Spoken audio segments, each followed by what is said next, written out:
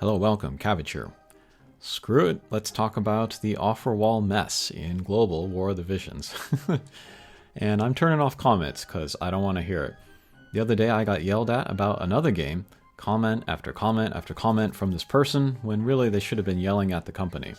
So, just to cut those people off, no comments. You are here to listen, and I am here to speak. If you have something to say, go to Reddit. Second of all, this video is not going to be describing the offer wall situation. I'm assuming that you already know. Third of all, I'm going to piss off pretty much everyone because I will be talking about culture, the differences in the mobile gaming cultures of Japan and global. There is a reason I was reluctant to even touch this subject because the real problem here is not any company's screw-up, it's the global gaming culture. But hey, I'm leaving the game anyway, might as well go down swinging. Maybe people don't realize this, but I bit my lip a lot in my years covering War of the Visions. I did take down the vinegar bottle now and then, but even so, I try to be patient and diplomatic, all in an effort to help the game along. But, as always, global communities are just hell-bent on destroying their own games, because company decisions hurt my feelings, or I want to be an important hero, or some other navel-gazing nonsense. So yeah, that's another reason, no comments. And same policy as the Valentine Salia video. If you comment about this video on another of my videos, I'm blocking you. Take it to Reddit instead. And by the way, if you're trying to communicate global problems to the JP community, fuck you. The maddest I have ever been is when certain global players screamed rig banners when there was no such thing. The JP community heard this false info, believed it, and used it as fuel for a fire that was already burning. You shit your bed, you deal with it. Don't hang up your dirty sheets in the front yard. JP has enough problems. Alright, shall we begin? First of all, I could take pretty much this entire talk and replace every instance of offer wall mess with Guild Battle Hack, which was 2022. But same core problem there. The global gaming community culture of sweeping the problem under the rug and the global community not learning the right lesson from that is part of why we have this mess now. So although the vinegar is flowing in this video, there is a point. It is to help the global community learn the right lesson and take action to prevent something like this happening again. The developers and companies might make another mistake. We can't help that. All the calls for the company to do this or the company to do that are missing the point. What we can change is how the community approaches opportunities to cheat or steal, and how we can foster a positive environment where people can feel confident in making an investment in the game, whether it be time or money. I talked about this in a community post, but in order to maintain fairness in PvP and to make spenders feel more assured in their spending, and therefore better ensure the game lives longer, we as a community need to police ourselves. When someone gets an unfair advantage, we need to call them out and shame them, make the cost of getting an unfair advantage so high that no one will want to do it. We can wait for the developers to bring the hammer down, but anyone that has played mobile games on global servers knows that this doesn't happen often enough, and even when it does, it is often not severe enough to dissuade that behavior in the future. We can't be satisfied with a resolution to the present issue. We have to look ahead to prevention. To building a community that does not foster or protect cheaters, hackers, or thieves.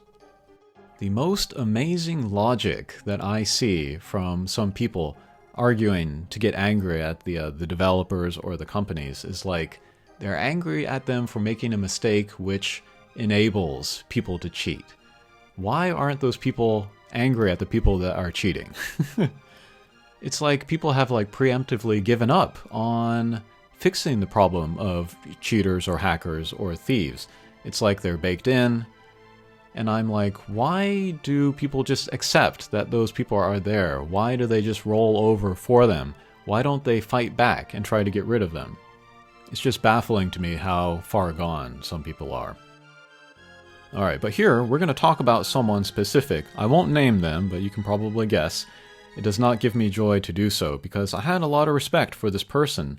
But as far as I know, he was the most visible figure that exploited this mistake, so we're going to make an example of him. I haven't spoken to him a lot, but from my brief interactions with him, I got a good impression of him. Seems like a level-headed, smart, open guy. But he made a mistake here, and he has to pay for it for the good of the community. My guess is he regrets taking it now, but his reputation is already tainted. We all now know that he is the type of person that will place himself above other players. He thinks that the rules don't apply to him. I checked his as of now last video, and his comments are full of people bashing him, and this is the right thing to do. Again, I say this with no joy.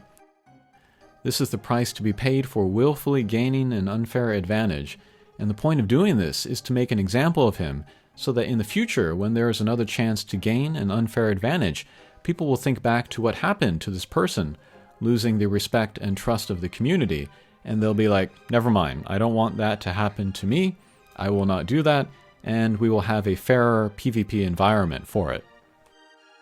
Always in global communities, there are members that push the users versus developers narrative, which is naive, simplistic, and harmful. I bet you the majority of the people that took great advantage of the mistake felt perfectly justified in doing it. The game is a scam, or the developers are evil, or capitalism something something, or everybody's out to get me. But things aren't that black and white. For one thing, the users-developers relationship is not sycophantic, it is symbiotic. Both sides need each other, and if the give and take between the two becomes too unbalanced, the game shuts down, and who wants that?